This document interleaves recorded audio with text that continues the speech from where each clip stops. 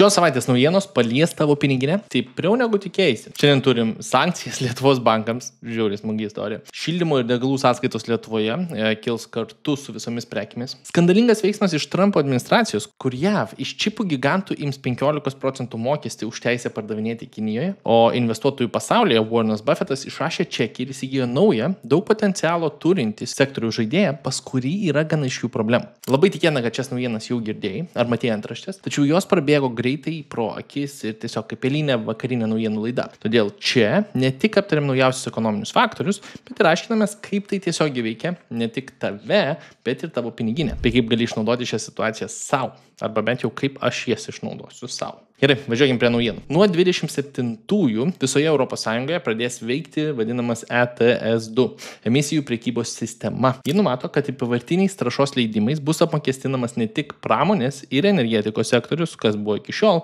bet ir kelių transportas bei pastatų šildymas. Degalų tiekėjai turės pirkti emisijų leidimus už išskiriamą CO2. Skamba techniškai, bet praktiškai tai reiškia paprastą dalyką. Kiekvienas litras degalinėse kainuos daugiau. Galite sakyti važinėjau elektrą, manęs tai nepaveiks. Kuro sąnaudos veikia visus. Pagalvokite, jei perkat maisto prekės parduotuvėse, kurios būna atvežamos transporto, kuriam ir bus taikomi šie mokesčiai. Verslai tokius kaštus reaguos iš anksto ir dažniausiai brangstant logistikai kils prekių kainos ir paprastai aiškinant, jie verslai permetinės šitas sąnaudas ant žmonių, kurie naudosis prekėmis. Tai mūsų. Gerai, judam toliau. Šalia naujų mokesčių kiek netikėtas akibrokštas. 2 Lietuvos bankam, Urbo ir Mano bankas, buvo įvestos sankcijos Kinijoje. Čia vėl, tokia nesąmonė. Taip Kinija reaguoja į ES sprendimą įtraukti į juodą į sąrašą 2 regioninius jos bankus. Ir oficialiai tai toks, nežinau, simbolinis akis už akį, net nežinau, ar gali sakyti oficialiai. Praktiškai tai yra tiesiog ženklas, kad Pekinas yra pasirengęs naudoti Lietuvą kaip taikinį geopolitinėme spaudime. Bet iš tiesų tas spaudimas nelabai jaučiamas. Sankcijų poveikis verslui ir klientams, kaip teigia patys bankai bei tas pats Lietuvos bankas, bus labai minimalus, nes šios institucijos Kinijoje veiklos nevykdo.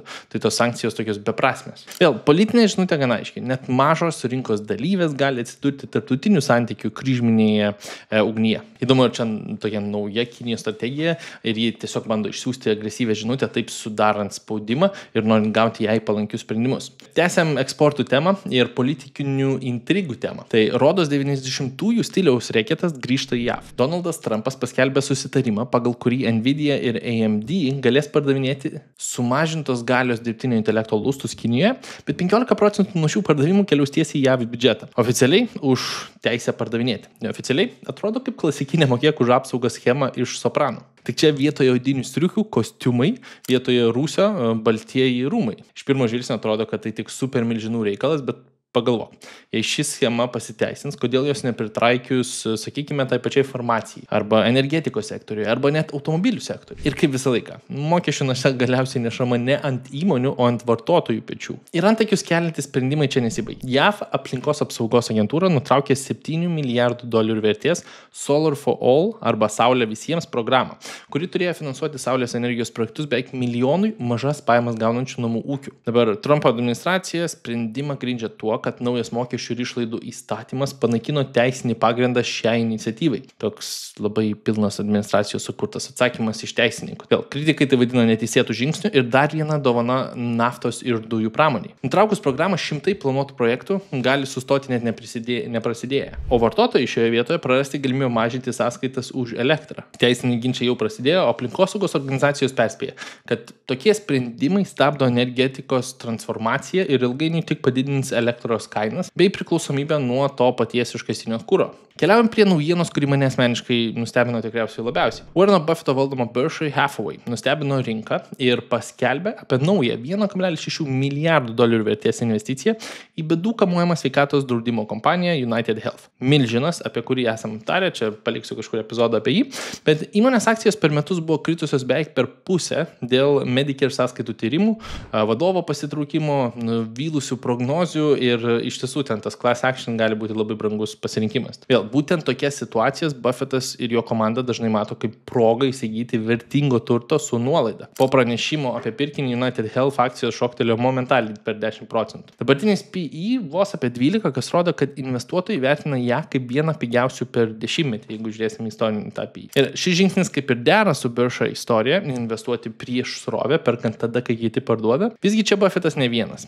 United Health akcijų įsigijo ir kiti superinvestuotojai. Tarp jų ir tas pats 8 krizę atspėjęs Michael Burry, tas pats David Tepperis, kuris neblogą poziciją pasididino ir čia gali matyti visą sąrašą pirkėjų, bet buvo ir pardavėjų. Todėl aklai superinvestuotojų tikrai nesekčiau. Man kaip ir daug potencialo turinti kompanija ir tikrai milžinas, kuris atrodo išliks anksčiau ir vėliau. Jei susidomėjot ir atlikus savo namų darbus ir įsivertinus, ar ši kompanija tinka jūsų strategiją bei tą pačią rizikos toleranciją, jūs jos galite įsigyti per keletą minučių. Čia akcentas labai paprastas. Pas brokerį atsidarot vertybinių popierių sąskaitą, suveda tikerį UNH ir tiesiog perkat. Jei dar neturit brokerio sąskaitos, tai galite pasinaudoti nuorodą aprašyme ir susirinkti papildomus bonusus vien už tai, kad pasipylėt sąskaitą didesnę sumą. Jeigu turit Freedom 24 sąskaitą, galite sekti mano visus portfelius, su kuriais aš dalinuosi, taip sakant, viešai be apribojimų. Nueinam į prekybą ir vedam United Health Group arba UNH. Viena akcija 311 baksų ir čia daug argumentų yra, žiūrėkit, per savaitę 20%, nors per metus dar vis minus beveik 50. Žiūrėsim, kas su ja bus. Dabar jeigu norėčiau nusipirkti, tai tiesiog vedu 1 vienetas, 2 vienetai, kaip pavyzdys, 3 vienetai, priklausomai iš kiek noriu nusipirkti.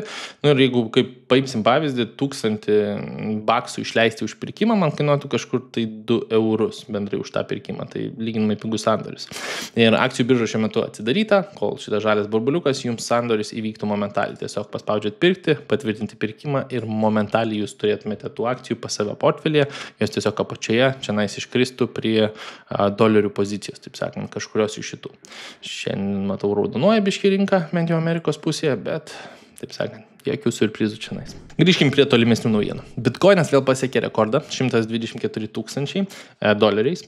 Kilimą palaikė įmonių banga perkančių kriptovaliutą ir Donaldo Trumpo sprendimas leisti JAV pensijų fondams investuoti į skaitmeninį turtą. Optimizmą momentaliai pristabdė netikėtai aukšti infliacijos duomenys ir kainas smuko iki 118 000, kas atrodo netiek ir daug. Jei esi rinkoje ilgiau nei porą metų, žinai, kad po rekordų dažniausiai seka mini bent jau korekcijos, kartais ir didesnės ir jos būna labai staigios. Tik spėjai taip mirkt ir staiga vėl pakrito per kelis tūkstančius, vėl pakilo, tai šitoje vietoje per daug nepanikuočiau ir per daug kažkokios informacijos iš to nebandyčiau užskaityti. Gali būti neblogas metas užsipirkti, bet aš manau, čia dollar cost average ilgojo laikotarpio yra efektyviausia strategija. Taip pat Trumpas norėtų sakyti netikėtai, nors kita vertus ar per šią kadenciją buvo nors vienas sprendimas, kurio iš tiesų tikėjomės. Vėl, jis paskelbė, kad auksas nebus apmokestinamas papildomai iš tarifų, atšaukdamas JAV muitinės sprendimą taikyti 39% tarifą Šveicarijos luitams. Žinia akimirksniu numušė kainą per 2,5% iki 3400 baksų už unciją ir nuramino baimės dėl fizinio aukso srautų sutrikimų. Šis politinis posūkis rodo, kaip staigus sprendimai gali sukelti momentalius šuolius ir kritimus net ir sąlyginai saugesniuose pasirinkimuose, kurie neturi tiek daug svyravimų. Taip pat Elonas Muskas grasina paduoti Apple teismą, nes jo valdoma X ir dirbtinio intelekto programa Grok nepateko į App Store rekomenduojamų sąrašą. Vėl pagal Muską taip Apple riboja konkurenciją ir suteikė pranašumą OpenAI produktams. Tai jis vadina antimonopoliniu pažeidimu ir šis konfliktas gali tapti dar vienu svarbiu frontu diskusijose dėl didžiųjų technologijų dominavimo ir rinkos taisyklių.